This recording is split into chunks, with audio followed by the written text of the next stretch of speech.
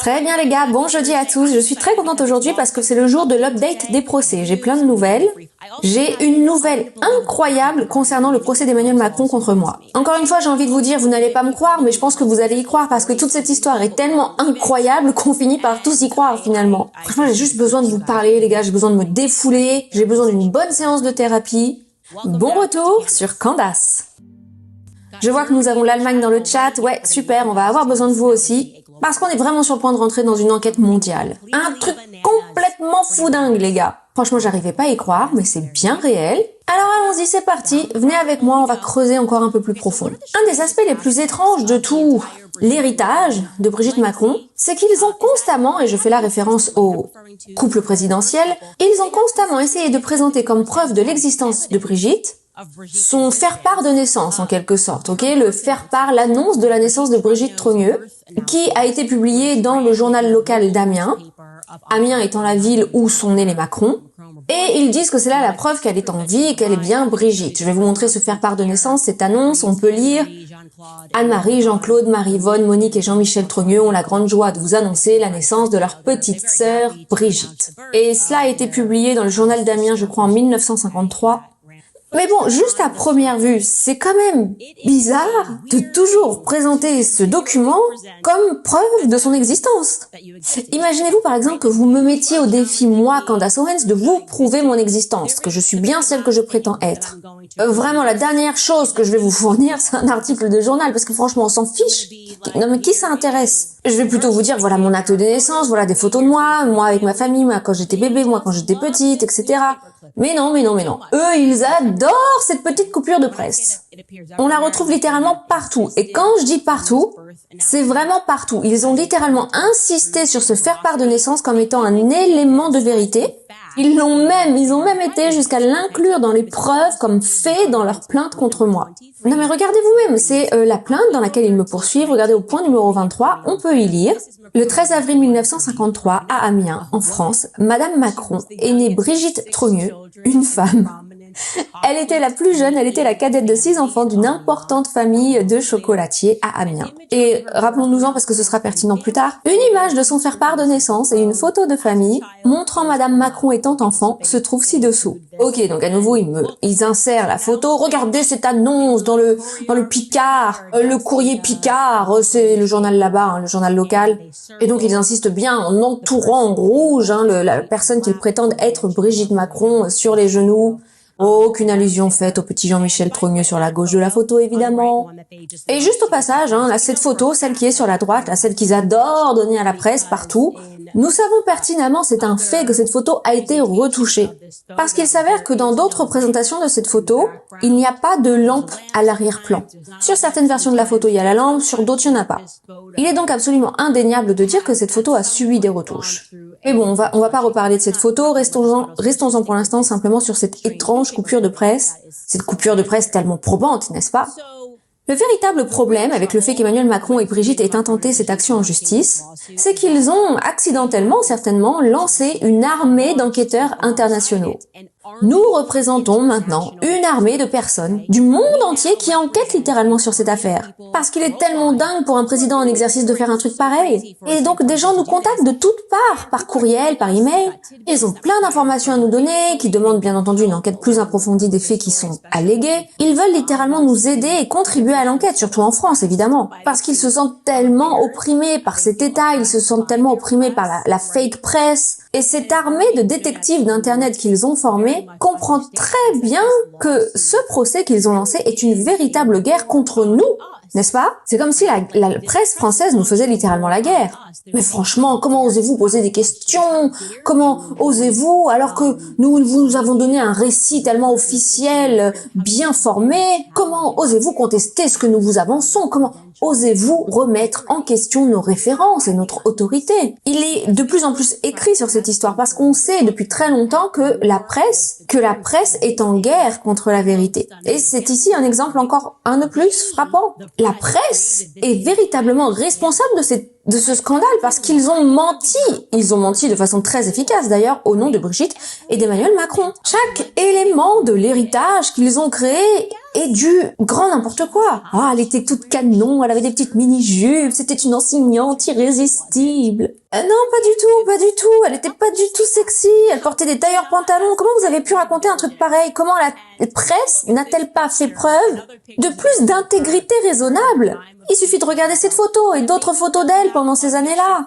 À un moment donné, vous auriez quand même pu vous dire, ouais, bon, peut-être pas Claudia Schiffer en mini-jupe quand même. Et puis bien sûr, on apprend plus tard avec la série de photos produites par Best Image qui appartient à Mimi Marchand. Mimi Marchand qui est actuellement accusée de falsification de documents. Encore un truc un peu bizarre là derrière, bref, passons. Mais donc, puisque la presse a participé de façon intégrante à ce mensonge, ils se trouvent évidemment aujourd'hui dans une situation vraiment précaire. Ce procès les expose littéralement. Parce que si nous parvenons à prouver que Brigitte Macron est bel et bien née de sexe masculin, alors pourquoi devrions-nous encore croire ce que le média grand public nous dise? Nous n'aurions alors plus aucune raison de les écouter, y compris de croire ce qu'ils ont pu nous dire dans le passé. Parce qu'on prend maintenant conscience qu'ils racontent vraiment de gros mensonges, d'énormes mensonges. Et c'est là l'une des vraies responsabilités de ce procès, et je tiens véritablement à le souligner. Et c'est ce qui m'amène au point suivant, parce que c'est tellement insensé. L'un de ces détectives d'internet, n'est-ce pas, un utilisateur de Twitter qui se fait appeler Sagon Army, ce qui, soit dit en passant, est un petit clin d'œil à cette Zoé Sagon, pardon, je sais pas si je prononce bien. Et souvenez-vous, je vous en ai déjà parlé, c'était l'un des premiers comptes que je suivais sur Twitter. J'enquêtais véritablement sur le compte de Zoé Sagon à l'époque, à propos de l'affaire Brigitte bien sûr, et toutes ces choses qui faisaient comprendre que quelque chose n'avait pas de sens dans toute cette histoire. Et puis ensuite, ce qui s'est passé, c'est que le compte X de cette personne a été banni de la plateforme à cause des lois françaises. Parce qu'il est évident que s'ils veulent vous faire disparaître, ils ont tout le pouvoir de le faire. Et donc cette personne qui nous a contactés utilise ce pseudo Sagon Army. Et donc ils ont publié ce fil de discussion, bien entendu je vais vous le traduire du français à l'anglais parce que le fil initialement a été posté en français. Voilà donc ce qu'on peut lire. Les coïncidences sont la vie dure. Brigitte Trogneux arrive à La Providence, c'est l'école dans laquelle était Emmanuel Macron, à Amiens en 1991 et part à Paris en 2007. Là encore, il s'agit d'un fait établi. Un certain Alain Trogneux est nommé à la tête des archives départementales de la Somme, à Amiens, de 1992 à 2008. Donc, quasiment sur les mêmes années, vous avez cette personne, Alain Trogneux, qui est nommé responsable des archives départementales d'Amiens. Continuons. Le fil poursuit, c'est ce même Alain Trogneux qui numérisera les documents du courrier Picard de la part des archives départementales. Il est surprenant, en revanche, de constater que la page des archives départementales, que le site des archives départementales qui faisait référence à sa nomination ne soit plus disponible. Donc en fait, ce que cette personne dit, c'est qu'il y a un certain Alain Trogneux qui a été nommé responsable des archives numériques à Amiens pendant les années précitées, et bien évidemment, il était possible de retrouver cette information, cette nomination de cette personne, sur le site web des archives. Mais voilà que cela a été supprimé. Mais attendez, ça finit pas là, le fil continue. Heureusement, Internet n'oublie rien et cette capture web est bel et bien authentique. Et donc là, il y a un lien et si vous cliquez sur ce lien, ça vous transfère sur le site de Wayback Machine. Si vous n'êtes pas familier avec Wayback Machine, pour faire simple, ça archive tout l'Internet. Donc vous pouvez par exemple lui mettre une photo d'une année en particulier, lui demander de chercher des informations à ce sujet, ou rajouter un lien hypertexte spécifique et lui capturera l'information et renverra toutes les informations trouvées autour de ça. Heureusement, à l'époque, il y a quelqu'un qui travaillait pour Wayback Machine, ou quelqu'un en tout cas avait enregistré cette entrée sur le site des archives d'Amiens. Et voici ce que l'article, qui a donc été supprimé, vous avez bien compris, dit. Donc ça vient encore une fois du courrier Picard et ça nous dit que la période concernée est de 1945 à 1960. En fait, il est dit qu'ils archivent les informations du courrier Picard de 1945 à 1960.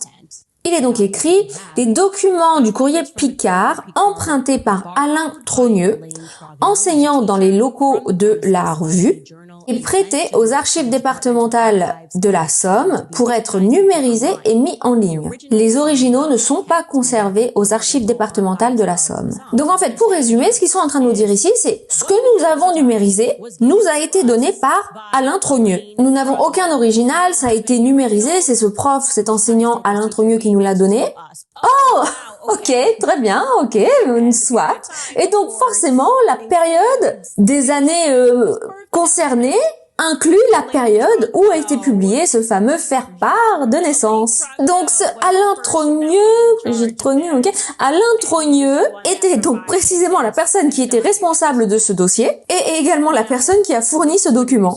Donc cet utilisateur Twitter poursuit et écrit: il est à noter que ce document inclus dans la plainte des Macron contre Candace Owens, qui est donc une coupure de presse numérisée du courrier Picard datée du 15 avril 1953, a très probablement été numérisé par le mystérieux Alain Trogneux alors qu'il gérait les années 1945 à 1960.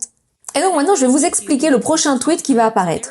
Il y a cette application en France qui s'appelle Bebelio où les utilisateurs peuvent simplement télécharger les titres de livres et les commenter.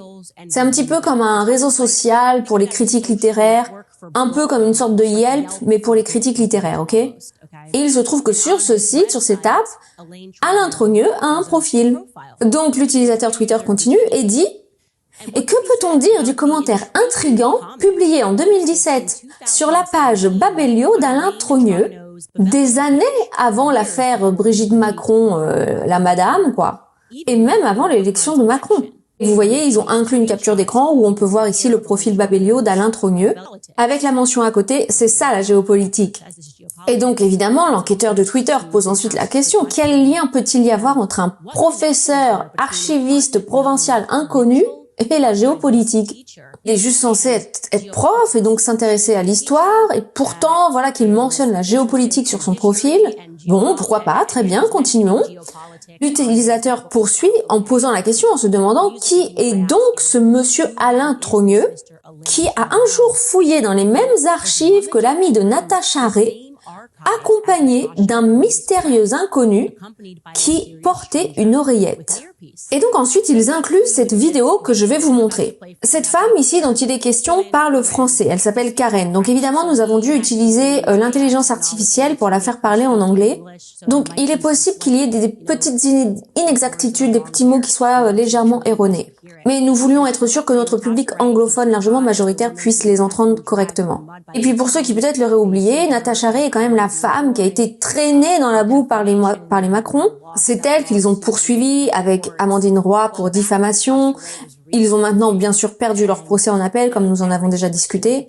Eh bien, de retour en arrière, quand Natacha Ray effectuait des recherches sur Brigitte Macron, elle avait des collaborateurs, bien entendu, des personnes qui étaient peut-être employées ou tout simplement bénévoles, donnaient de leur temps pour cette enquête et qui étaient prêts à se rendre à Amiens pour se rendre au centre des archives et récupérer des documents. Et l'une de ces personnes était cette femme appelée Karen, qui se rend donc au centre des archives d'Amiens pour trouver des documents afin de pouvoir prouver l'existence ou non de Brigitte. Et la dame est absolument choquée alors qu'elle attend dans la salle d'attente pour récupérer ces documents, parce que vous savez, vous attendez et puis vous attendez qu'on vous appelle au guichet. Elle entend Trogneux. Donc il y a quelqu'un qui fait Trogneux, quelqu'un qui appelle le nom. Donc elle comprend que quelqu'un d'autre dans la salle attend des documents datant de la même période qu'elle, du nom de Trogneux. Et là, elle reconnaît la personne et elle voit que c'est Alain Trogneux. Voici donc ce que dit Karen, écoutez bien. Donc là, pardon, c'est moi, Marie, qui reprend la parole, juste pour vous dire que j'ai retrouvé l'extrait original. Donc plutôt que de vous passer l'extrait français traduit en anglais que je vais traduire en français, ce qui serait un peu ridicule, en tout cas si je peux éviter de le faire, évitons-le. Et donc je vous ai retrouvé l'extrait directement original où on entend cette fameuse Karine parler en français. Je vous le diffuse donc en même temps que l'extrait de Candace. Non. En fait, c'est vraiment pour expliquer que cette personne, elle passe avant tout le monde. Et je suis très étonnée. Bon, cette personne semble très énervée. Alors je me dis sur l'instant qu'elle doit être énervée comme moi. J'aurais pu l'être, mais voilà, c'est la vie. Hein. Il y a des événements impondérables, ça arrive. Mais peut-être que cette personne était vraiment pressée. Et je me suis dit, si elle arrivait après 13h, parce qu'elle n'y était pas à 13h, si elle arrive après 13h, peut-être que ça fait un petit moment qu'elle attend et qu'elle est agacée. Mais en attendant, bon, cette personne passe en premier. Et puis le monsieur qui est à 13h passe en deuxième, et moi je passe en troisième. On donne nos petits bordereaux. Et précédemment, je vous ai dit, c'est pas parce que vous donnez vos bordereaux que vous avez votre commande tout de suite. Il faut le temps que ça aille chercher les archives. Et quand enfin les premières archives arrivent, le premier demandé, le premier servi, la personne qui s'occupe en fait des archives à l'accueil dit voilà, votre commande est arrivée. Donc la personne se lève et la personne dit c'est bien pour la commande de Monsieur Trogneux. Là vous comprendrez bien que les oreilles elles ont sonné. Je me suis dit tiens c'est bizarre, c'est quand même ballot, belle synchronicité qu'un Monsieur Trogneux fasse en même temps que moi des recherches.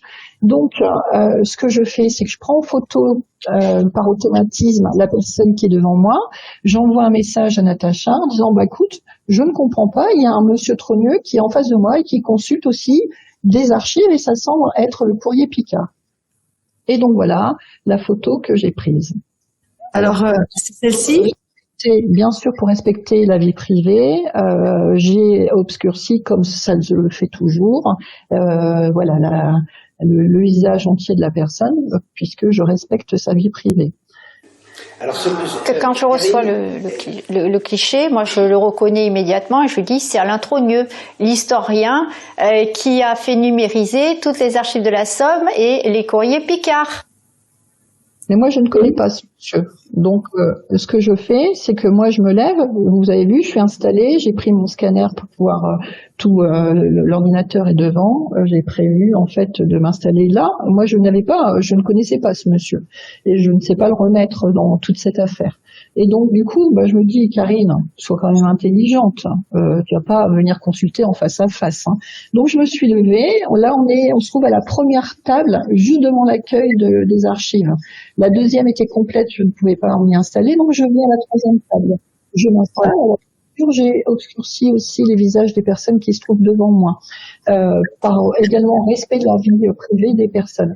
Mais si vous zoomez un peu plus la photo, quand moi j'arrive et que je m'installe sur cette table, la personne qui se trouve devant moi et qui a une oreillette, elle est en train de parler. Et elle parle à voix basse et elle parle à personne. En tout cas, elle parle à personne. Il n'y a pas une personne physique devant elle. Mais du coup, je me dis, c'est bizarre, elle a une conversation téléphonique, très certainement. Et puis, quand j'arrive, donc la personne, en fait, se tait. Et c'est troublant, mais bon, voilà, je m'installe, je fais ce que j'ai à faire. Que se passe-t-il ici exactement? Elle semble ne pas savoir qui est cet individu assis avec une oreillette. Une oreillette et rien d'autre, elle continue dans la vidéo en fait en décrivant que cet individu avait juste une oreillette, aucun document, rien avec lui, ce qui est extrêmement inhabituel. On ne verrait jamais quelqu'un, dit-elle, dans un centre d'archives assis, avec sa petite oreillette et sans rien d'autre en fait. Pour moi, il me semble, et bien entendu je ne suis pas en mesure de le confirmer, mais ça ressemble quand même à un agent de sécurité. C'est le rôle d'un agent de sécurité, d'un garde du corps peut-être. Moi j'en ai déjà eu, je sais à ce à quoi ils ressemblent, comment ils se comportent. Ils ont une petite oreillette dans l'oreille et puis ils font semblant de pas vous connaître. Mais en réalité, leur mission, c'est de vous surveiller. Mais alors, je me pose la question, pourquoi ce Alain Trogneux, un enseignant, historien, aurait-il des agents de sécurité autour de lui, si effectivement il s'agit d'agents de sécurité, mais surtout, que ferait-il dans le centre des archives pour mettre la main sur des documents qu'il avait déjà donnés lui-même? C'est vous qui leur avez donné ces documents. Documents qui par la suite ont été effacés du site web, on ne sait pas trop pourquoi, hein. Mais bon, en toute logique, vous devriez quand même avoir les originaux de ces documents chez vous, non? Qu'est-ce que vous faites ici? Est-ce que peut-être c'était une tentative d'intimidation pour les personnes qui viendraient chercher des documents? Est-ce que vous êtes en train de réaliser qu'il y a des gens qui commencent à s'intéresser à l'affaire, qui cherchent des informations? Est-ce que vous essayez de vous souvenir de ce que vous leur avez donné? Sincèrement, pour l'instant, nous ne connaissons pas les réponses à ces questions, mais en tout cas, ce que nous savons, c'est que c'est incroyablement étrange. Et ce qui rend les choses encore plus étranges, et je tiens à préciser ici que je n'ai pas encore eu l'occasion de vérifier ces informations, mais en tout cas, ce qui est intéressant, c'est que quelqu'un d'autre nous a contactés en ligne. Vous savez, d'ailleurs, soit dit en passant, on a une ligne sur candaceowens.com, une ligne d'assistance sur laquelle vous pouvez nous partager les informations que vous auriez sur ce sujet en particulier. Donc cette personne a dit, Candace, toute l'histoire des origines de la famille Trogneux n'a absolument aucun sens. Et je tiens à insister, si vous avez des informations concernant ce Alain Trogneux, nous serions absolument ravis de les entendre. Nous avons bien entendu commencé à faire quelques recherches sur lui, il existe, il a d'ailleurs même une page Wikipédia. Skyler, est-ce que tu peux... Donc voilà, sa page, Alain Trogneux est un professeur français, un historien local. Il est également l'auteur de plusieurs ouvrages sur l'histoire locale de la Picardie. Et la question demeure, et beaucoup d'entre vous vous posez cette même question, c'est de savoir pourquoi cette personne, spécialiste de l'histoire d'Amiens, qui ne se réfère qu'à l'histoire d'Amiens, commencerait à parler d'histoire de géopolitique, c'est un peu bizarre, bon, j'imagine qu'il y a une réponse à cela. Alain Trogneux, si vous nous regardez, nous serions absolument ravis de vous poser quelques questions. Nous aimerions, dans le cadre de ce procès, avoir vraiment un contact avec vous, si c'est possible. La première question que tout le monde se pose, évidemment, c'est comment êtes-vous lié à Brigitte, si vous êtes effectivement de la même famille Trogneux que Brigitte. Je pense qu'il est raisonnable de s'imaginer que vous seriez effectivement apparenté à la famille Trogneux, cette famille dont vous numérisez les documents au centre des archives, des documents dont il est raisonnable de penser que vous devriez normalement avoir les originaux, puisque vous êtes, je cite, est censé être historien. Ça se fait quand même poser des questions sur ces historiens. La question, est-ce qu'on documente vraiment l'histoire ou est-ce qu'on réécrit toute l'histoire? Sincèrement, je me pose la question et je me pose de plus en plus la question. Plus j'apprends sur les choses de ce monde, et plus je me rends compte qu'en fait on sait rien sur rien, particulièrement lorsqu'on vient à toucher à la géopolitique. Vous savez, quand la Bible nous dit que Satan est vraiment le père du mensonge, j'insiste vraiment sur le fait que c'est vraiment lui le père du mensonge. Qui sont donc tous ces auteurs, ces pères du mensonge qui mentent sans arrêt? La presse associée à l'État, tout ce qu'il raconte ne semble être qu'un vaste mensonge. Alors oui, je pose la question au public, qui est cet Alain Trogneux? Parce que moi je n'arrive pas à trouver qui est son père, j'arrive pas à trouver qui est sa mère, je ne trouve pas grand chose à son sujet, j'arrive pas à trouver le lien entre lui et Brigitte. Bon, encore une fois, on vient juste de commencer à enquêter sur cette nouvelle information.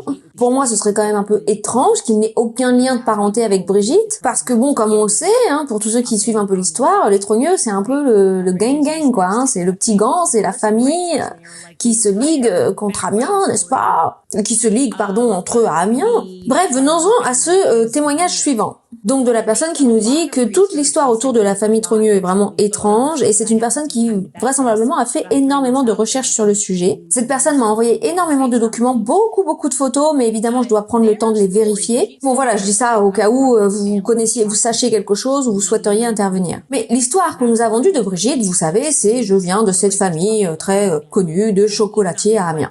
On faisait des macarons, etc., etc. Personne ne fait du chocolat comme la famille Trogneux. Et même sur leur site internet, sur le site de la famille Trogneux, la maison Trogneux, ils racontent un petit peu leur histoire et je crois même qu'ils disent qu'ils font ça depuis, me semble-t-il, depuis 1897, quelque chose comme ça, fin des années 1800. Et donc ils affichent leur longue lignée et nous avons conservé cette lignée de chocolatiers. Et donc il y a une personne qui m'écrit, qui me dit Candace, je sais pas si t'es au courant, mais voici les photos qu'ils postent sur leur site internet et ce qu'ils essaient de faire croire, mais Amiens, au cas où tu saurais pas, a complètement été détruite par les forces allemandes pendant la bataille, pendant la guerre. En 1940, les forces allemandes ont complètement anéanti Amiens. Ils se sont emparés d'Amiens et donc il me dit c'est bizarre, tout a été détruit, alors comment la famille a-t-elle pu maintenir ce commerce de chocolat, y compris donc pendant l'occupation allemande? Je sais pas, je me dis peut-être que l'armée allemande a tout détruit, mais ils se sont dit non, les chocolats c'est bon, leur chocolat est vraiment trop bon. On va la garder, cette petite boutique de chocolat. Et il s'avère que ça, c'est vrai, je me suis un petit peu renseignée sur l'histoire, alors l'histoire de façon très basique, de l'histoire d'Amiens, et c'est vrai que cette ville a été prise par les forces allemandes. Elle n'a été libérée qu'en 1944. Et c'est un fait, oui, apparemment, la majeure partie du centre-ville a littéralement été détruite par les bombardements aériens. Et donc ils disent avoir récupéré des dossiers concernant l'histoire du chocolat. Et donc les internautes ont dit mais attends, même avec leur histoire du chocolat, alors l'histoire de chocolatier, il y a quelque chose qui cloche, il y a quelque chose qui va pas. Et mon instinct me dit que cette personne qui m'a contacté est vraisemblablement sur une piste. Parce qu'elle m'a envoyé, comme je l'ai dit, un document extrêmement convaincant que bien entendu je vais commencer à étudier. Mais alors que nous commençons tout juste à aborder un nouveau pan de toute cette histoire, que nous commençons à examiner les choses, il me semblait absolument important de vous faire part de cette information. Qu'est-ce que vous en pensez? Il faut que tout le monde s'implique, s'il vous plaît. Parce que maintenant, c'est devenu une enquête mondiale. Le dossier militaire de Jean-Michel Trogneux qui a mystérieusement disparu, on sait qu'il était en Algérie, et pour une raison ou une autre, il refuse catégoriquement de divulguer ce dossier militaire. Que se passe-t-il en Algérie? Que se passe-t-il au Maroc? Je sais pas, il y a peut-être une piste à explorer là. Peut-être que si vous suivez la série, si vous êtes sur place dans ces zones géographiques-là, vous pouvez vous rendre dans les centres locaux. Peut-être que vous y trouverez quelque chose qui ressortira concernant un certain Jean-Michel Trogneux. Peut-être de vieilles photos, j'en sais rien, peut-être des anciens élèves. Il faut vraiment qu'on se penche sur la question. Je pense que si vous êtes français, peut-être que vous avez des connaissances, peut-être que vous avez un ami à Amiens. Parce que bon, en étudiant cette histoire, j'ai l'impression qu'à Amiens, tout le monde est un peu lié. Hein. J'en sais rien, peut-être qu'ils ont une petite information. Oui, bah oui, moi j'habite à Amiens, mais je suis tellement terrifiée par ma famille. Je dois vous transmettre l'information. J'en supplie les gars, envoyez-nous les informations sur candaceowens.com.